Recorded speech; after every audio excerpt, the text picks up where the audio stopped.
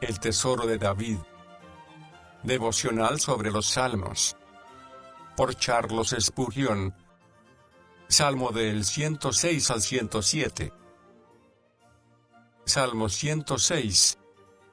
Este salmo empieza y termina con un aleluya. Alabado sea el Señor.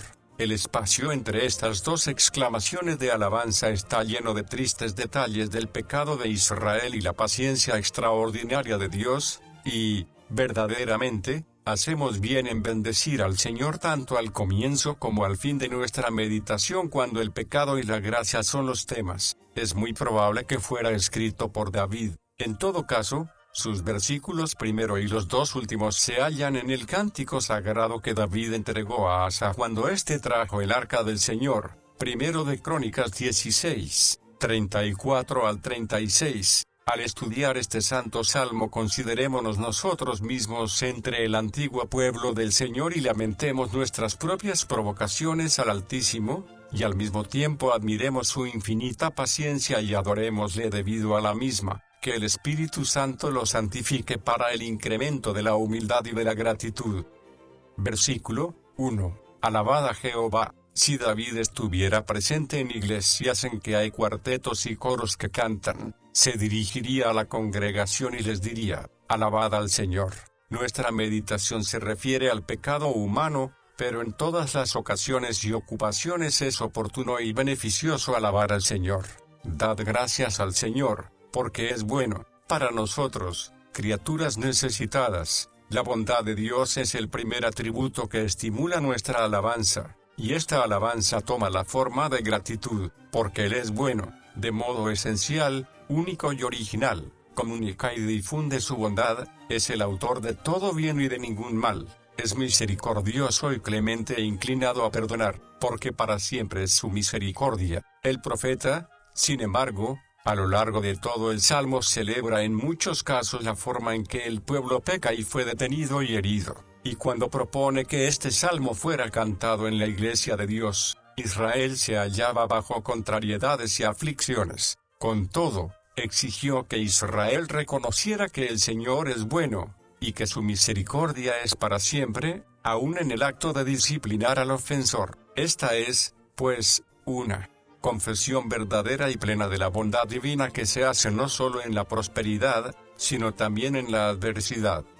Versículo 2. ¿Quién expresará? Dichosos los que guardan el derecho. Soy de la opinión, sin embargo, de que el profeta tenía otra intención, es decir, que no hay hombre que se haya esforzado siempre para concentrar todas sus energías, físicas y mentales, en la alabanza de Dios que no se vea inadecuado para un ejercicio tan elevado, la grandeza trascendental del cual abruma a todos nuestros sentidos. Versículo 3. Dichosos los que guardan el derecho. Estos son los principios y prácticas de rectitud. Este es el modo de alabar a Dios real y sustancial. El dar gracias es la prueba del agradecimiento.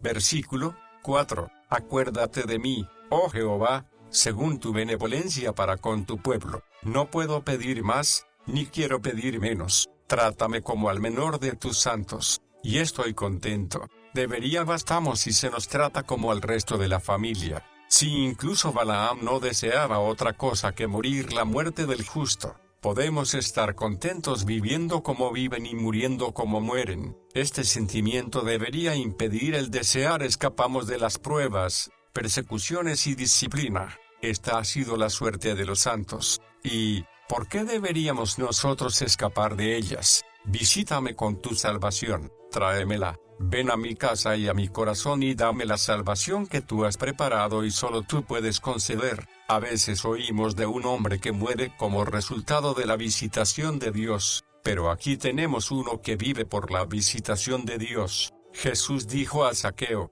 hoy ha llegado la salvación a tu casa, y esto era porque él mismo había llegado allí. No hay salvación aparte del Señor, y el de visitamos o nunca la obtendremos. Estamos demasiado enfermos para visitar a nuestro gran médico, y, por tanto, Él nos visita. Visitarme, Señor, ¿es posible? ¿Puedo pedir tanto? Y, con todo, debo hacerlo, puesto que solo tú puedes traerme salvación. Por tanto, Señor, te ruego que vengas a mí, y permanezcas conmigo para siempre.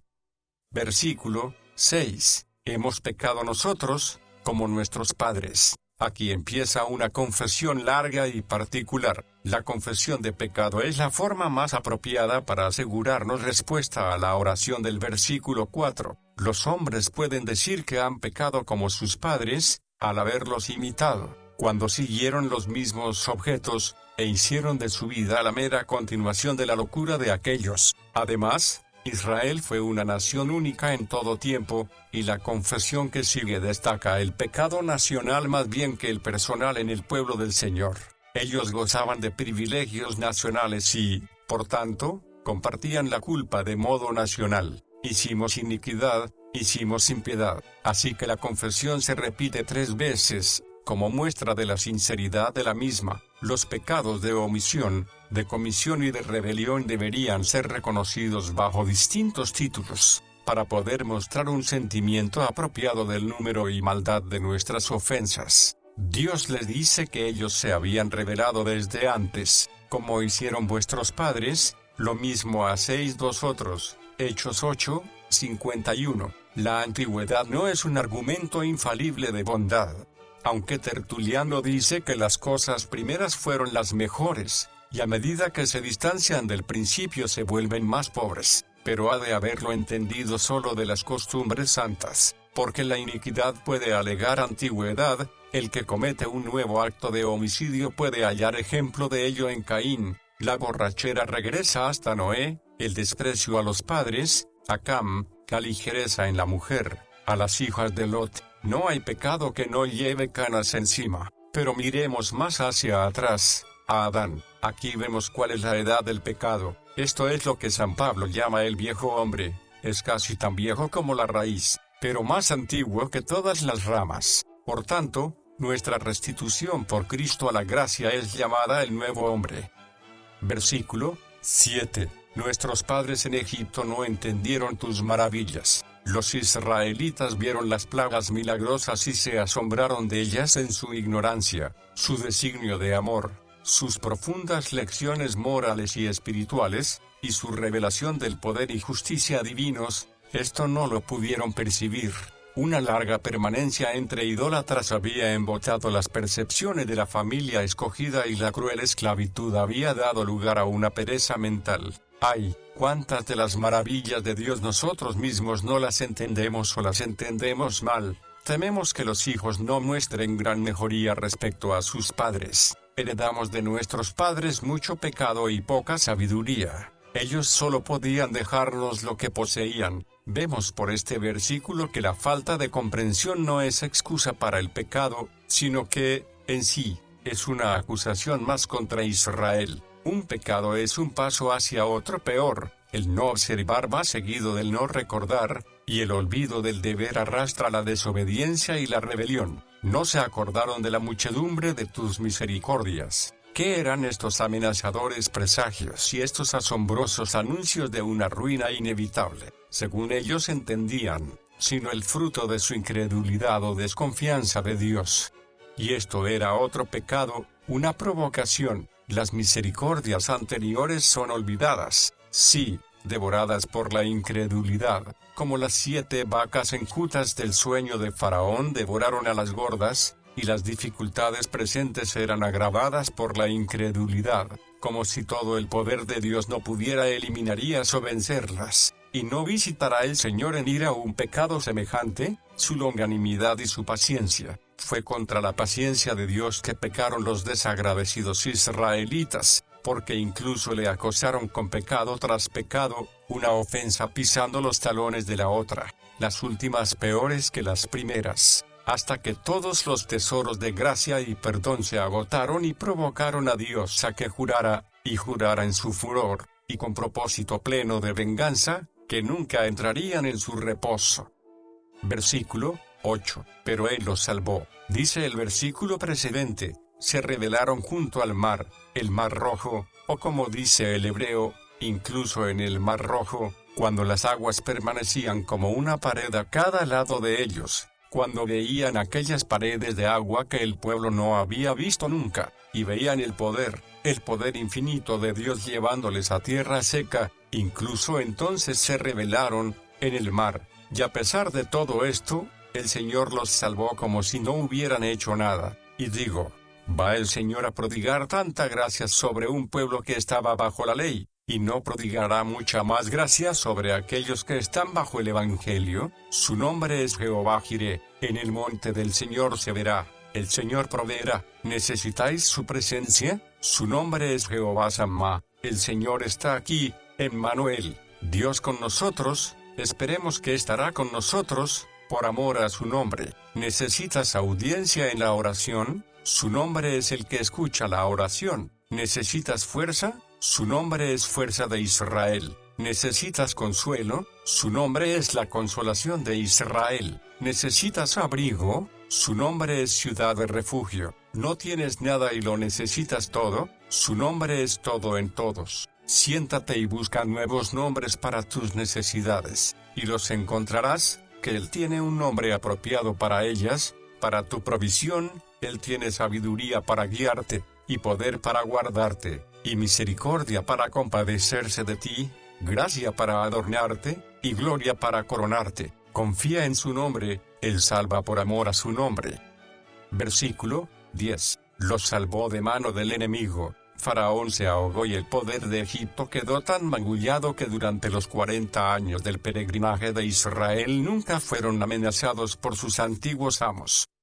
Versículo 11. Cubrieron las aguas a sus enemigos, no quedó ni uno de ellos. El Señor no hace nada a medias. Lo que empieza lo termina. Esto hace el pecado de Israel mayor aún, puesto que vieron lo concienzudo de la justicia divina y la perfección de la fidelidad divina. En el cubrir a sus enemigos tenemos un tipo del perdón de nuestros pecados. Ellos se hundieron en el mar, para no reaparecer de nuevo, y, bendito sea el Señor, no quedó uno de ellos, ni un solo pecado de pensamiento, palabra u obra. La sangre de Jesús los ha cubierto todos. Echaré vuestras iniquidades en lo profundo del mar. Versículo 12. Entonces creyeron a sus palabras, es decir, creyeron las promesas cuando las vieron cumplidas, pero no antes. Esto se menciona, no para darles mérito, sino para causarles vergüenza. Los que no creyeron en la palabra del Señor hasta que vieron su ejecución no eran creyentes en absoluto. ¿Quién habría que no creyera cuando tiene el hecho ante sus ojos? Los egipcios habrían hecho lo mismo, cantaron su alabanza. ¿Podían hacer otra cosa? Su cántico fue excelente, y es el tipo del canto del cielo, pero, aunque era dulce, era corto, y al terminar cayeron en la murmuración. Cantaron su alabanza, pero pronto olvidaron sus obras. Entre Israel que canta e Israel que peca solo hay un paso. Su cántico fue bueno en tanto que duró, pero terminó muy pronto. Versículo 13. Pero pronto olvidaron sus obras. Esto se dijo de la generación de israelitas que salieron de Egipto. El capítulo que contiene la porción de su historia aquí aludida empieza con expresiones arrobadoras de gratitud y termina con murmullos de descontento, unos y otros pronunciados por los mismos labios en el corto espacio de 3 días. Versículo 13. Como ocurre con una criba o un sedazo, el trigo y la harina fina pasan, pero la paja y el grano mal triturado se quedan en la criba, como con un colador. El líquido pasa, pero las heces se quedan en él. Así pasa con la mayor parte de los recuerdos de los hombres. Por naturaleza son poco de fiar, los conceptos vanos de los hombres tienden a ser retenidos. En tanto que las instrucciones divinas y las promesas misericordiosas pasan, las bagatelas y trivialidades son recordadas, y de modo tenaz. Pero las cosas espirituales se salen, como Israel, y pronto se olvidan. Versículo 14-15. Se entregaron a un deseo desordenado en el desierto, y Él les dio lo que pidieron, aunque no querían esperar la voluntad de Dios, estaban impacientes por tener la propia. Cuando se halló alimento sano y agradable en abundancia para ellos, estuvieron descontentos al cabo de poco, y querían carne, alimento poco sano en un clima tan cálido y una vida tan fácil. La oración puede ser contestada en ira y denegada en amor. El que Dios dé al hombre su deseo no es prueba de que sea objeto del favor divino. Todo depende de cuál fue el deseo. Versículo 15. Y él les dio lo que pidieron. El placer del paladar cerró el paraíso. Vendió una primogenitura, cortó la cabeza al bautista, y fue el jefe de los cocineros, Nabuzaradán, el que prendió fuego al templo y arrasó la ciudad. Sus efectos son la gordura, que destruye la agilidad para el trabajo y hace del hombre un barril. Versículo 16. Tuvieron envidia de Moisés en el campamento. ¿Quién puede esperar escapar de la envidia, cuando el más manso de los hombres fue objeto de ella? Qué poco razonable era envidiar a Moisés, el hombre que trabajaba más duro en todo el campamento y el que llevaba más carga. Deberían haber simpatizado con él. Envidiarle era algo nefando. Y contra Aarón, el santo de Jehová, por elección divina, Aarón fue puesto aparte para la santidad al Señor, y en vez de dar gracias a Dios de que les había favorecido con un sumo sacerdote por medio de cuya intercesión podían ser presentadas sus oraciones, murmuraron de la elección divina y buscaron querella con el hombre que iba a ofrecer sacrificio por ellos. Querían arrancar el cetro a Moisés y la mitra a Aarón. Es la marca de los inicuos el tener envidia de los buenos y rencor a sus mejores benefactores. Versículo 19. Hicieron un becerro en Horeb, en el mismo lugar en que habían prometido solemnemente obedecer al Señor. Quebrantaron el segundo, si no el primero, de sus mandamientos, y levantaron el símbolo egipcio del buey y se inclinaron ante él. La imagen del buey es llamada aquí de modo sarcástico becerro. Los ídolos no son dignos de respeto. El desprecio nunca es más legítimo que cuando se usa para los intentos de ofrecer una imagen del Dios invisible. Los israelitas eran verdaderamente necios cuando pensaron que veían la más mínima gloria divina en un toro, a saber, la mera imagen de un toro. El creer que la imagen de un toro podía ser la imagen de Dios requería una gran credulidad. Se postraron ante una imagen de fundición. Una imagen idolátrica hecha de oro no es menos abominable que cuando se hace de escoria. La hermosura del arte no puede esconder la deformidad del pecado. Se nos habla también de la sugestividad de sus símbolos.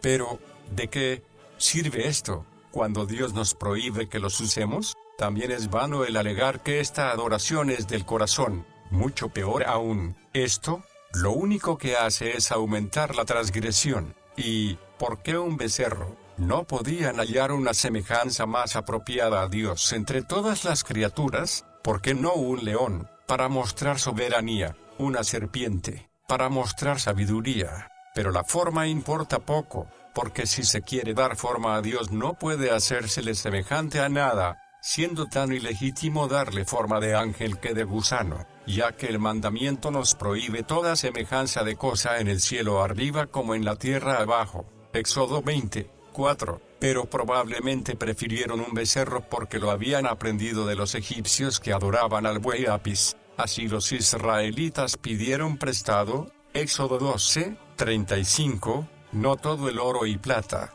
sino algo de la escoria de los egipcios, pues fueron a buscar allí las formas idolátricas de su culto, el trono local del anticristo, y ¿qué otra cosa puede ser sino Roma? Es llamado en el Apocalipsis con 3 nombres. Se le llama Egipto, Apocalipsis 2:8. Se le llama Sodoma en el mismo versículo. Se le llama Babilonia en muchos lugares del Apocalipsis. Se le llama Babilonia en relación con su crueldad. Se le llama Babilonia en relación con su crueldad. Se le llama Sodoma con respecto a su inmundicia, y Egipto con relación a su idolatría. Versículo 19 al 22. Es de esperar que nunca llegaremos a vivir en un período en que los milagros de nuestra redención sean olvidados, en que no se espere ya el retorno de nuestro Señor Jesucristo desde el cielo, cuando el pueblo solicite a sus maestros que les fabriquen una nueva deidad filosófica para adorarla en vez de adorar al Dios de nuestros antepasados, a quien se ha adscrito la gloria de generación en generación. Versículo 20. Así cambiaron su gloria por la imagen de un buey que come hierba. El salmista habla con desprecio, y con razón, La irreverencia hacia los ídolos es una reverencia indirecta a Dios. Los dioses falsos, intentos de representar al Dios verdadero, y realmente todas las cosas materiales que son adoradas sobre la faz de la tierra son inmundicia, ya sean cruces, crucifijos, vírgenes, reliquias y todas estas cosas. Somos demasiado blandos con estas abominaciones. El renunciar a la gloria de la adoración espiritual por la pompa y ostentación externa es el colmo de la locura y merece ser tratado de esta forma.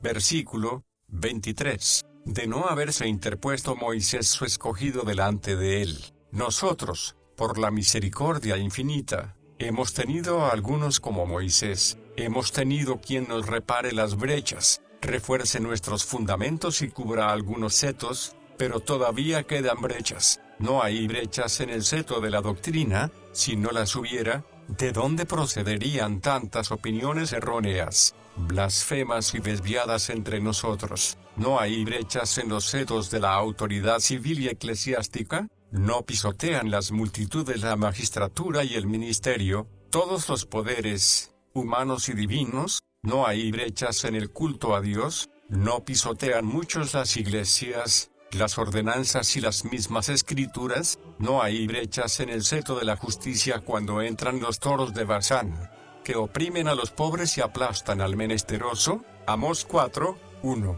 ¿No hay brechas en el seto del amor? ¿No está roto el lazo de la perfección? ¿No hay envidias y contiendas entre nosotros? ¿No nos mordemos y devoramos los unos a los otros? ¿No hay brechas en el seto de la conciencia? ¿No se ha quebrantado la paz entre Dios y nuestras almas? ¿No viene Satanás con frecuencia a la brecha y nos hostiga? ¿No hay brechas en nuestras muchas relaciones mediante lo cual él saca ventaja? Sin duda, si tenemos los ojos en la cabeza, veremos muchas brechas. Versículo 24. No creyeron a su palabra. Esta es la raíz del pecado. Si no creemos la palabra de Dios, pensaremos a la ligera de sus dones prometidos. No pudieron entrar a causa de su incredulidad. Esta fue la clave que dio vuelta a la cerradura para ellos. Cuando los peregrinos a la ciudad celestial empiezan a dudar del Señor de la ruta, pronto tienen en poco el reposo al final del peregrinaje. Y esta es la manera más segura de hacer de ellos malos peregrinos. La incredulidad de Israel requirió espías para ver la tierra. El informe de estos espías fue diverso, y así brotó una nueva cosecha de incredulidad que fue causa de las consecuencias más deplorables. Nuestro gran obstáculo a la salvación es la pereza espiritual. Se dice de Israel: despreciaron la tierra deseable. ¿Cuál fue la razón? Canaán era un paraíso de deleites, un tipo del cielo, sí, pero creyeron que les costaría mucho esfuerzo y riesgos entrar allí, y preferían quedarse fuera. Despreciaron la tierra deseable. No hay millones que de buena gana irían durmiendo al infierno, para no tener que sudar subiendo al cielo. He leído de algunos españoles que viven cerca de un gran reservorio de peces que, para ahorrarse la molestia de pescarlos, compran pescado a sus vecinos. La necedad pecaminosa y la pereza están pegadas a la mayoría, puesto que aunque Cristo está cerca de ellos y aunque se les ofrece la salvación en el Evangelio, no quieren saber nada ni ocuparse de ella. Versículo 28. Se unieron a sí mismo a Baal Peor. El ritualismo les llevó a la adoración de dioses falsos. Si escogemos un modo falso de culto, también nosotros, antes de poco, estaremos adorando dioses falsos. Esta abominación de los moabitas era un ídolo en cuya adoración las mujeres entregaban sus cuerpos para la lujuria más vergonzosa. Pensad en el pueblo del Dios Santo llegando a esto. Quizá contribuían a los ritos nigrománticos en que intentaban establecer contacto con espíritus ausentes, procurando con ello romper el sello de la providencia de Dios y entrar en las cámaras secretas que Dios ha cerrado. Los que están cansados de buscar al Dios vivo han mostrado con frecuencia apego por las ciencias ocultas y el contacto con demonios y espíritus. ¿A qué abominaciones y engaños se prestan los que desechan el temor de Dios? Este comentario es tan necesario ahora como en los días de antaño. Versículo 29. Provocaron la ira de Dios con sus obras, y se desató la mortandad entre ellos. Sus pecados fueron causa de una nueva enfermedad para las tribus. Cuando los hombres inventan pecados, Dios no tarda en enviarles castigos. Sus vicios son una peste moral, y fueron visitados con una peste corporal. Así el Señor paga con la misma moneda. Nótese que no se dice con sus hechos, sino con sus pesquisas, esfuerzos. Una cosa es hacer algo, simplemente, y otra, esforzarse en ella noche y día. Fue por culpa de Saúl. Dios le mandó que destruyera a Amalek, y él halló un método mejor para salvar algo, para sacrificar, algo impensable para Dios, y fue culpa de Pedro, cuando intentaba persuadir a Cristo de que evitara su pasión, y halló un método mejor, según pensaba, que el que Cristo quería seguir. Versículo 30. Entonces se levantó Finees e hizo justicia, y se detuvo la plaga. Su espíritu sincero no pudo tolerar tal liviandad practicada públicamente en un período en que se había proclamado ayuno. Un desafío tan atrevido de Dios y a toda la ley no podía ser tolerado, y con su lanza traspasó a los dos culpables en el mismo acto. Fue una santa pasión la que le inflamaba, y no había enemistad con las personas a las que mató. No se detiene a considerar toda clase de escrúpulos. ¿Quién soy yo para hacer esto? El hijo de un sacerdote. Mi lugar es el de paz y misericordia. Me corresponde sacrificar, orar por el pecado del pueblo, no sacrificar a nadie por su pecado. Mi deber me llama a apaciguar la ira de Dios, no a vengar los pecados de los hombres, a orar por su conversión, no a confundir al pecador. ¿Y quiénes eran los transgresores? El uno un gran príncipe en Israel, el otro una princesa de Madián. ¿Podía la muerte de dos tan famosos pasar sin ser vengada? ¿O si era seguro y apropiado? ¿Por qué mi tío Moisés derrama lágrimas en vez de la sangre de ellos? Yo lo lamentaré con el resto. Dejaré la venganza a quien le corresponda. Pero el celo de Dios barrió todas estas débiles deliberaciones, y considera su deber y su gloria ejecutar a un par de transgresores tan vergonzosos. Nótese el gran principio que lo arrolló todo como un torrente en el corazón de Finees. El espíritu no deja nada oscuro. La alabanza es esta: él tuvo celos por su Dios. Números 25, 13. No podía cruzar los brazos y ver la ley de Dios insultada, desafiada, su majestad y mando burlados. El corazón del siervo ardía con una llama de piadosa indignación. Tiene que vindicar a su Señor. Su amor ferviente, su resolución audaz no teme nada en una causa justa. El ofensor Sirí era un príncipe potente. Con todo, no le eximió. Lector, ¿puedes leer esto sin sentir vergüenza? ¿Testificas con tus actos audaces? Los pecadores blasfeman el nombre de Dios. ¿Los reprendes? Sus días de reposo son profanados. ¿Protestas? Los falsos principios son comunes. ¿Expones a los falsarios? El vicio se pavonea en el garbo de la virtud. ¿No le arrancas la careta? Satanás encanta al mundo. ¿No te opones a él? Es más, estás adormilado de modo indiferente. El que la causa de Cristo triunfe o sea derribada es algo que no te importa. Si un justo celo ciñera tus lomos y tensara tus nervios, y moviera el timón de tu corazón y empujara las velas de tu acción, ¿sería Dios desconocido y la blasfemia tan osada? Versículo 31. Y le fue contado por justicia de generación en generación para siempre. Se sintió impulsado por motivos tan puros que lo que de otro modo habría sido un crimen de sangre quedó justificado a la vista de Dios. Es más, dio evidencia de que Finees era justo. El hombre de Dios no fue inspirado por ambición personal, o desquite personal, o pasión egoísta, o incluso fanatismo, sino celó por Dios, indignación por la inmundicia franca, y verdadero patriotismo.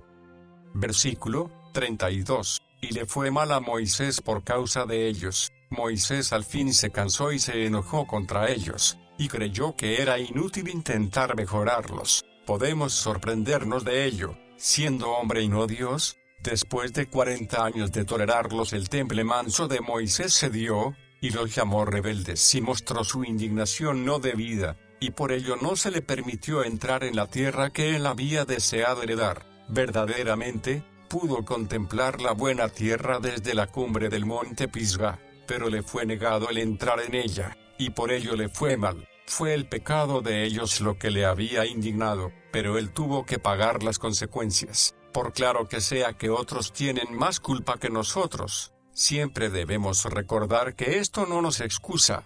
No es una pantalla, sino que cada uno debe llevar su propia carga. Versículo 33. Porque le amargaron el espíritu, y habló inconsideradamente con sus labios, lo cual parece un pecado pequeño en comparación con el de los otros, pero era un pecado de Moisés, el siervo escogido del Señor, el cual había visto y conocido tanto del Señor que no podía pasársele por alto. No pronunció blasfemia o mentira, sino que habló inconsideradamente, pero esto es una falta seria para un legislador y, especialmente, uno que habla en nombre de Dios. Este pasaje, a mi modo de ver, es uno de los más severos de la Biblia. Verdaderamente servimos a un Dios celoso. Con todo, no es un amo duro o austero, no hemos de pensarlo, pero hemos de sentir más celo nosotros mismos y procurar vivir más cuidadosamente y hablar con más juicio, porque servimos a un tal Señor. Debemos también ser cuidadosos en la forma en que tratamos a los ministros del Evangelio, no sea que provoquemos su espíritu y, con ello, los impulsemos a actos impropios que les acarreen a ellos el castigo del Señor. Poco piensan los murmuradores y querellosos en los peligros que pueden hacer caer a sus pastores con su conducta díscola. Como Abraham se distinguió por su fe, Moisés se distinguió por su mansedumbre, porque la Escritura declara que fue muy manso, más que todos los hombres sobre la faz de la tierra. Números 12, 3. Con todo, juzgando por los hechos que se nos dan de él, podríamos inclinarnos a suponer que su temperamento era muy sensible y dado a la prisa. Esta fue su debilidad. Cuando alguno ha corrido, y ha corrido bien, es triste que tropiecen a unos pocos pasos de la meta. Si Moisés tenía un deseo terreno era ver a Israel seguro en su heredad, y su deseo no pudo consumarse. La fe y la paciencia habían resistido casi 40 años, y unos pocos meses después habrían cruzado el Jordán y la obra habría sido terminada. Y, ¿quién puede decir si esta misma proximidad al premio contribuyó a crear algo de presuntuosa confianza?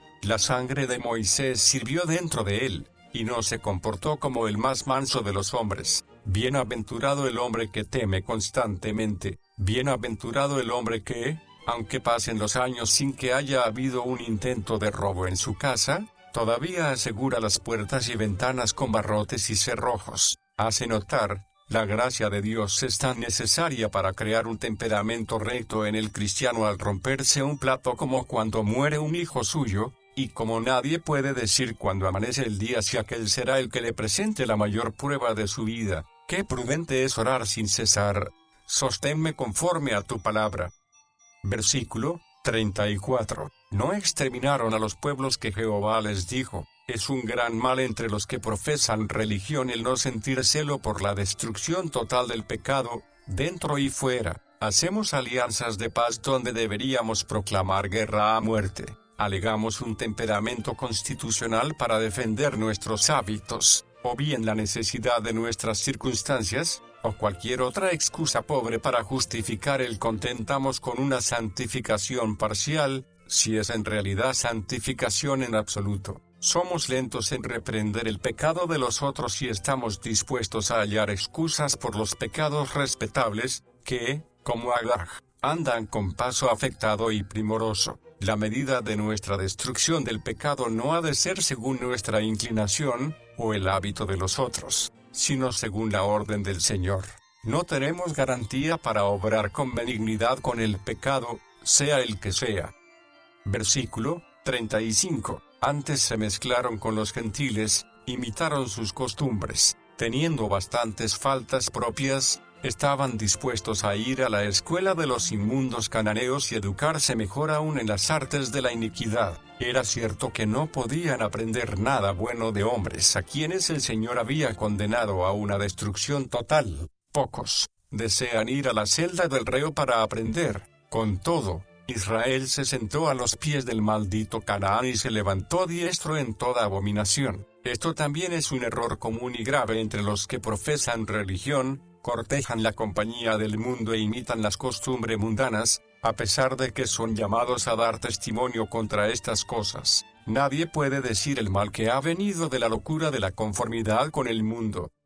Versículo 37, 38. Sacrificaron sus hijos y sus hijas a los demonios. Esto era ya haber caído de veras en una trampa. Se quedaron estupefactos por la cruel superstición y fueron arrastrados hasta el punto de dar muerte a sus propios hijos en honor de las deidades más detestables, que eran demonios y no dioses. Y la tierra fue contaminada con sangre, la tierra prometida, la tierra santa, que era la gloria de todas las naciones, porque Dios estaba en ella, fue contaminada por la sangre de inocentes niños, y por las manos tintas en sangre de sus padres, que los habían sacrificado para rendir homenaje a los demonios. ¡Ay, qué deshonra para el Espíritu del Señor! Versículo 40, 41. Se encendió, por tanto, el furor de Jehová sobre su pecado, y abominó su heredad. El sentimiento descrito es como el de un marido que todavía ama a su esposa culpable y, con todo, cuando piensa en su lujuria, siente que toda su naturaleza se levanta en justa ira contra ella, de modo que el contemplarlo aflige su alma, y se enseñorearon de ellos los que les aborrecían. Y, porque hemos de extrañarnos, el pecado nunca crea verdadero amor. Ellos se juntaron con los paganos en su maldad, y no ganaron sus corazones, sino, más bien, provocaron su desprecio. Si nos mezclamos con los hombres del mundo, ellos pasan a ser nuestros amos y nuestros tiranos, y no podemos pasar lo peor. Siempre que un gran amor se hunde en un gran odio, se llama aborrecimiento. Versículo 43. Y se hundieron en su maldad. El pecado de la idolatría debía estar profundamente enraizado en su naturaleza, pues volvieron a él con tal persistencia, a pesar de tantas penalidades. No tenemos por qué asombrarnos de esto, hay todavía algo de que tenemos que asombrarnos más. El hombre prefiere el pecado y el infierno, al cielo y a Dios. Versículo 44. Con todo, él miraba cuando estaban en angustia, y oía su clamor. Su ira extrema hacia su propio pueblo es solo una llama temporal, pero su amor arde para siempre como la luz de su propia inmortalidad.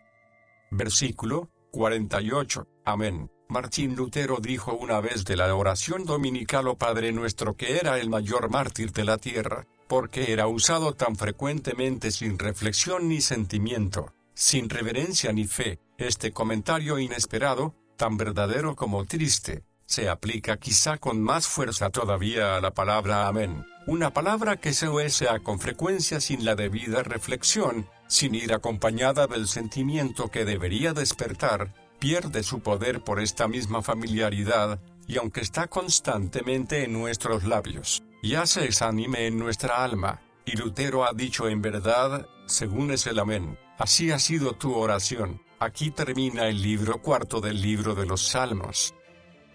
Salmo 107. Este es un cántico escogido para los redimidos de Jehová. Versículo 2. Aunque celebra liberaciones providenciales y, por tanto, puede ser cantado por todo aquel cuya vida ha sido preservada en tiempo de peligro. Con todo, y tras esto, engrandece principalmente al Señor por bendiciones espirituales, de las cuales los favores temporales son solo tipos y sombras. El tema es la acción de gracias y los motivos de la misma. La construcción del Salmo es altamente poética, y como mera composición sería difícil hallar otras comparables entre las producciones humanas. Los bardos de la Biblia no tienen que ceder el lugar de honor entre los hijos del canto. Versículo 1. Alabad a Jehová, porque Él es bueno. Ante ningún deber somos mal remisos y reacios como ante la alabanza a Dios y la acción de gracias. Y no hay deber alguno del que haya más necesidad de ser espoleado como hace esta sincera exhortación. Versículo 2. Los que ha redimido del poder del enemigo, ¿qué gratitud puede bastar por la liberación del poder del pecado, la muerte y el infierno? En el mismo cielo no hay himno más dulce que aquel cuya esencia es: tú nos has redimido para Dios con tu sangre. Versículo 4. Anduvieron errantes por el desierto.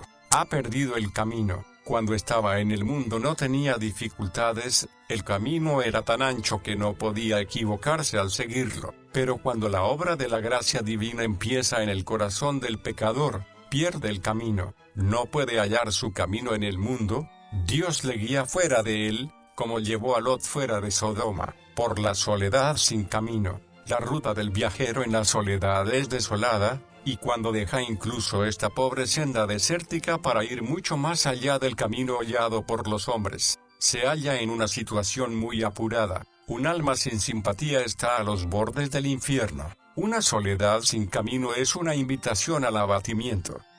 Versículo 6. Entonces clamaron a Jehová en su angustia. Algunos nunca oran hasta que están medio muertos de hambre, y para servir mejor a sus intereses sería preferible que estuvieran vacíos y desmayaran, más bien que llenos y robustos. Si el hambre nos pone de rodillas, es mejor que un banquete. Si la sed nos lleva a la fuente, es mejor que los tragos de los goces del mundo. Y si el desmayo lleva al llanto y al clamor, es mejor que la fuerza de los poderosos. En estas palabras hallamos tres cosas notables. Primero, la condición de la Iglesia de Dios y del pueblo de Dios, tribulación y aflicción. Segundo, la práctica y ejercicio del pueblo de Dios en este estado. Entonces clamaron a Jehová. Tercero, su éxito y el buen resultado de esta práctica. Versículo 7. Los dirigió por camino derecho. Hay muchos caminos equivocados pero solo uno recto, y en este no hay nadie que pueda guiarnos, sino Dios mismo, para que viniesen a ciudad habitable. Ellos no hallaban ciudad habitable, pero él halló una ya preparada. Lo que podemos hacer nosotros y lo que puede hacer Dios son dos cosas muy distintas. No una ciudad para visitar y mirar. Muchos solo podrán mirar, y habrá lloro y crujir de dientes, cuando vean a Abraham, Isaac y Jacob en el reino de Dios y ellos se queden fuera. No una ciudad para estar de paso. Los cristianos no solo entrarán, sino que morarán en ella. No saldrán más de ella, en su ciudad de habitación. Esto transmite la idea de reposo.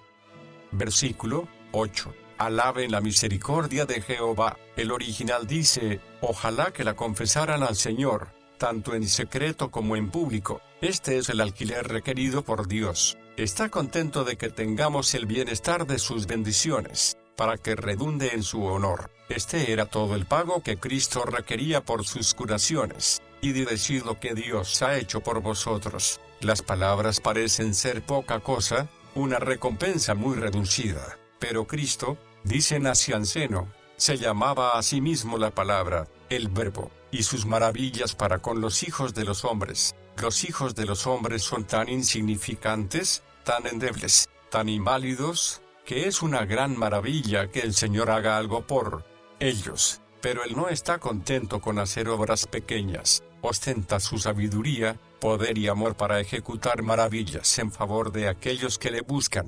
En la vida de cada uno de los redimidos hay un mundo de maravillas y, por tanto, de cada uno debería brotar un mundo de alabanzas. Versículo 15. Alaben la misericordia de Jehová, y sus maravillas para con los hijos de los hombres. La vista de tanta bondad hace que el hombre entendido sienta deseos de que el Señor sea honrado debidamente por su asombrosa misericordia. Cuando se abren las puertas del calabozo y las cadenas son hechas pedazos, ¿quién puede rehusar adorar la gloriosa bondad del Señor? Oprime el corazón pensar que estas misericordias de gracia no sean cantadas. No podemos por menos que implorar a los hombres que recuerden sus obligaciones y exalten al Señor, su Dios. Versículo 17. Insensatos. No hay nada más insensato que un acto de maldad. No hay sabiduría igual a la de obedecer a Dios. Versículo 17 al 20. Envió su palabra, y los sanó, y los libró de su ruina. Los amigos pueden hablar, y los ministros pueden hablar. Sí, los ángeles pueden hablar, y todo es en vano.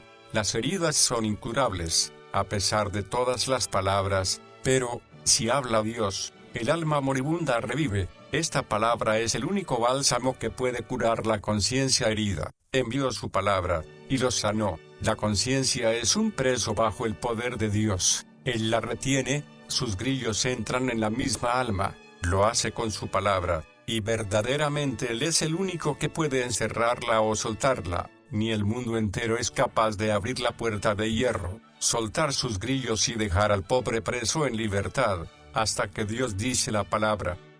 Versículo 18. Su alma abominó todo alimento, las mejores golosinas humanas no son sino consuelos vanos. ¿Para qué le sirve un manjar sabroso a un enfermo si está a punto de morir?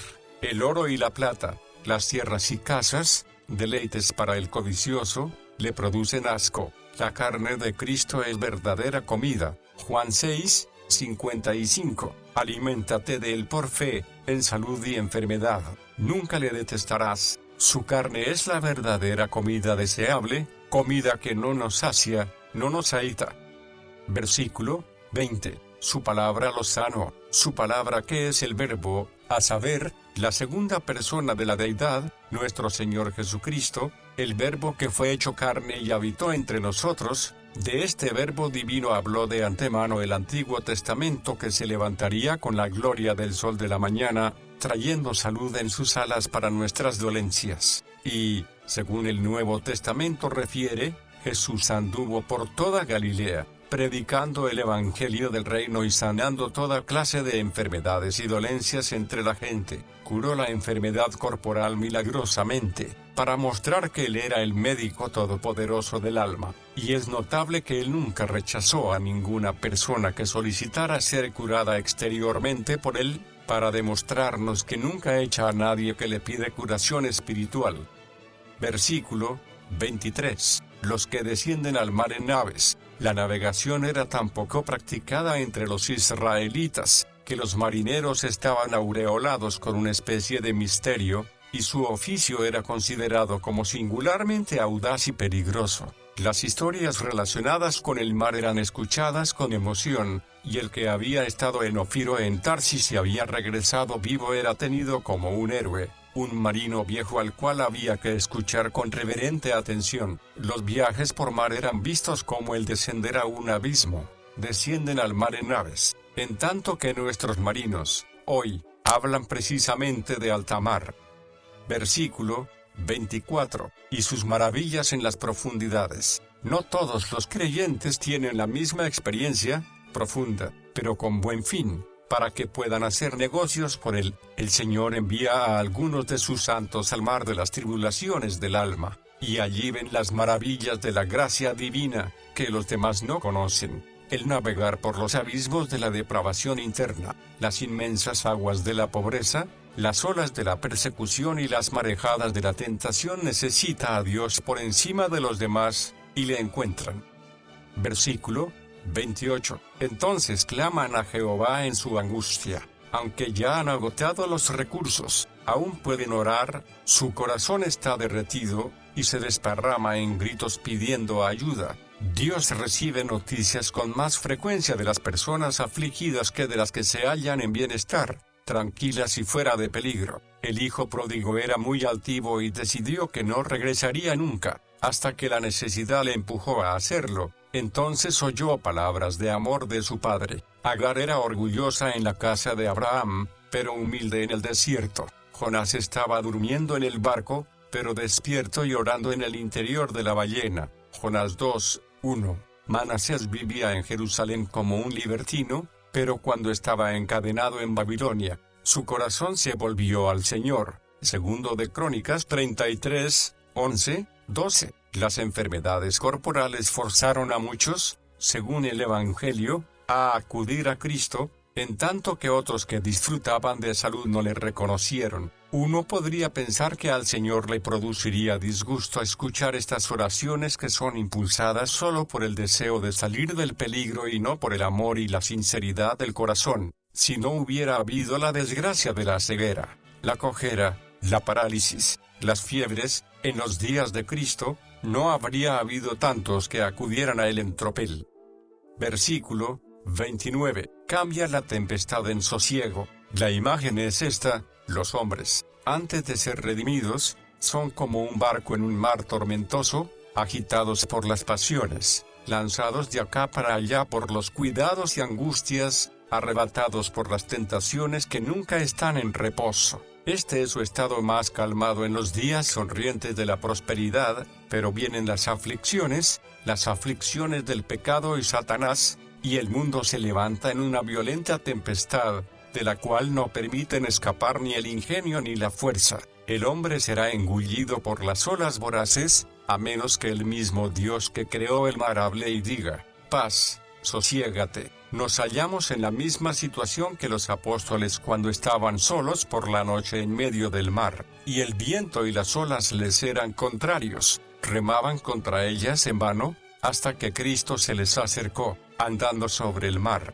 y mandó a los vientos que cesaran y a las olas que enmudecieran, ante lo cual sobrevino una gran calma, porque conocían su voz, que les había dado el ser, y obedecieron. Su palabra es todopoderosa para calmar el mar embravecido y los elementos más furiosos, y Él es tan omnipotente en el mundo espiritual como en el natural. Cuando entra en un alma, ordena que cesen las pasiones discordantes y allí reina una calma bendita. Oh, que el Salvador Todopoderoso nos hable así a todos, para que podamos navegar en un mar sosegado hasta que lleguemos al puerto deseado del reposo eterno.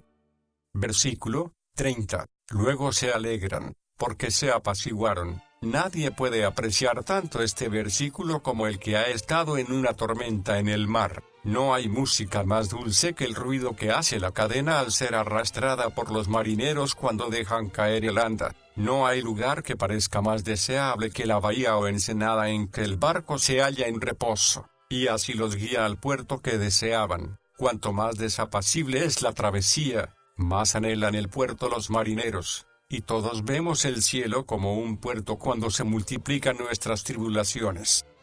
Versículo 32. Exáltenlo en la congregación del pueblo. Con frecuencia, cuando se oye de un barco que a duras penas ha escapado de un naufragio, se comenta superficialmente sobre el asunto como un caso de suerte, pero no deberíamos tomarlo tan a la ligera. Versículo 34. Por la maldad de los que la habitan, si transformamos el bien en mal, no hemos de extrañarnos que el Señor nos pague con la misma moneda y llene nuestros pechos de mezquindad y vileza. Muchas iglesias estériles deben su estado presente a su comportamiento vacilante, y muchos cristianos estériles han llegado a esta lamentable condición por andar descuidados, no santificados delante del Señor. Que los que son santos no corran el riesgo de sufrir la pérdida de sus misericordias, sino que vigilen para que las cosas les vayan bien. Versículo 35. El desierto en estanques de aguas. Si Dios aflige, su justicia halla la causa de ello en el hombre, pero si hace bien a un hombre, es de su buena voluntad, sin causa alguna en el hombre. Por tanto, no se da razón alguna aquí de este cambio, como se dio de lo anterior, sino simplemente, Él transforma el desierto en estanques de aguas y la tierra seca en manantiales. Versículo 39. Si son menoscabados y abatidos bajo el peso de infortunios y congojas. Las pruebas son de varias clases. Aquí tenemos 3 palabras para la aflicción, pero hay muchas más. Dios tiene muchas varas, y nosotros muchos duelos, y todos ellos a causa de que pecamos mucho. Versículo 41. Él levanta de la miseria al pobre, ¿hasta dónde? Por encima de la maldición, para que nunca le toque, por encima del poder de Satán, que nunca podrá destruirle, por encima de la influencia del pecado, para que no tenga dominio sobre él, por encima de la posibilidad de ser desterrado de su presencia, porque Israel será salvado en el Señor con salvación eterna. Esta es la forma en que Dios levanta a los suyos, instruyéndoles en los misterios de su palabra y haciéndoles participar de los goces contenidos en ella.